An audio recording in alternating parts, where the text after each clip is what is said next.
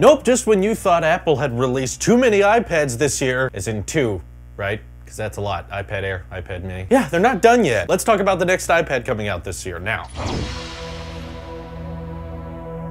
So according to the EEC, the Eurasian Economic Commission, which is actually a good way a lot of us can indicate what products are coming out. In fact, we saw those new MacBook models leaked early that we talked about yesterday. Thanks to the EEC, we're seeing now those same filings for a next generation iPad. And it's not completely out of the blue either because of a leaker that has been proven very, very reliable in the past, CoinX. On Twitter, he is clearly someone on the inside. He has exact numbers. He was able to predict the iPhone naming scheme before anyone else did. So this guy knows what he's talking about. And a long time ago, he predicted that a 10.5-inch iPad was dropping this year, and that ended up being the iPad Air. And he also said that not at the same time, but there would also be a 10.2-inch iPad coming eventually. When it didn't come out at Worldwide Developers Conference, a lot of us tech enthusiasts were like, well, I guess he was proven wrong, or maybe he knew about an iPad so early that he wasn't even aware that it was canceled. So maybe it's coming at some point, but we don't know when. Well, now it's finally showing up at the EEC, and it's being confirmed, being Mac rumors by MySmartPrice, which does have a fairly reliable track record, meaning that before the end of the year, you're likely going to see an updated 10.2-inch iPad. Why this new screen size? Well, most people are anticipating that it's essentially the 9.7-inch budget iPad, which Apple is already selling, just with a slightly bigger screen with some slimmer bezels. But what compromises exactly do they have to make on this thing? We're anticipating that it's not just going to be a slightly larger screen. It will likely have a better CPU than the pre-existing budget iPad, which currently has an A10 Fusion chip and was released in March of 2018.